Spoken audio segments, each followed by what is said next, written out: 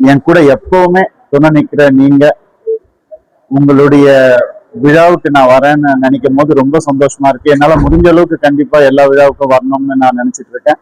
அதோடைய தொடக்கமா இந்த விழாவுக்கு வந்து ஆரம்பிச்சு வச்சிருக்காங்க. ஸோ என்னுடைய ஃபேன்ஸ் எல்லாருக்கும் நன்றி. அண்ட் நான் வரணும்னு ஆசைப்பட்ட எல்லா உள்ளங்களுக்கும் நன்றி. கண்டிப்பா எல்லார் கூடயும் நல்லா பேசி பழகணுன்றது தான் என்னுடைய ஆசை.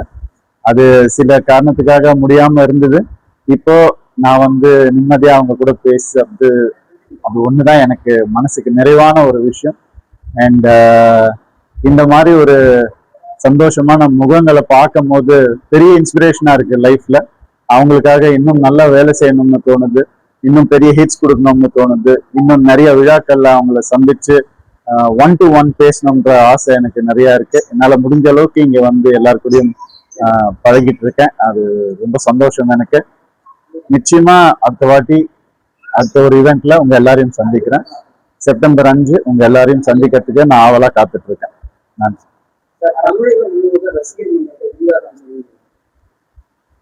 ரசிகர் மன்றம் எனக்கு ஜெயம் படம் ஆரம்பிச்சதுல இருந்தே இருக்கு. இந்த அப்பத்துல இருந்து இப்ப வரைக்கும் நான் சின்ன பசங்களா பார்த்தவங்க இன்னைக்கு அவங்க வந்து அவங்களுடைய பசங்க சின்ன பசங்களா இருக்காங்க. அது ரொம்ப சந்தோஷமா இருக்கு. இந்த கண்டிப்பா எனக்கு எல்லாமே தெரிஞ்ச முகங்கள் தான். ஏன்னா எங்க ரசிகர்கள் வந்து முதல் படத்துல எப்படி இருந்தாங்களோ அதே பாசம் அன்போடு அப்படியே தான் இருக்காங்க. அது ஒரு பெரிய சந்தோஷம் லைஃப்ல. அது கிடைக்காத ஒரு விஷயம், சில பேருக்கு மட்டுமே கிடைக்கக்கூடிய ஒரு விஷயம். அண்ட் நான் ரொம்ப கர்வமா சொல்லிப்பேன், என்னுடைய ரசிகர்கள் எப்பவுமே என் கூடயே இருப்பாங்க.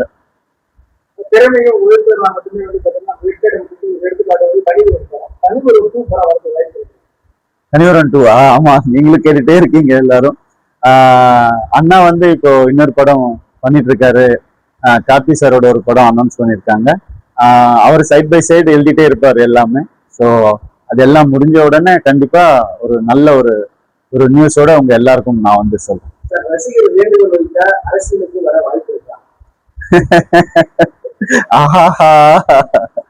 அந்த அரசியல் கேள்வியா இது?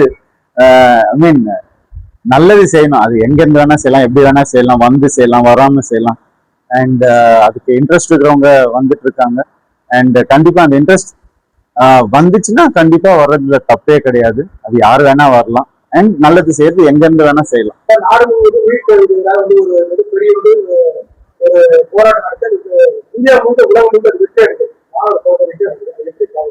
மாணவர்கள் வந்துட்டு எக்ஸாம்ல மட்டும்தான் வெற்றி கிடையாது அவங்களுக்கு. அவங்களுடைய கருத்தை வந்து கரெக்டா அவங்க சொன்னாலே அது வெற்றி தான். அண்ட் எப்பவுமே அவங்க வெற்றி பண்ணணும்னு தான் என்னுடைய ஆசை. ஆமா, இப்ப கராத்தே பாபுன்ற படம் வந்துட்டு ரிலீஸ் காத்துட்டு இருக்கு. கூடிய சீக்கிரம் ஒரு புது அனௌன்ஸ்மெண்ட் டேட் வரப்போகுது.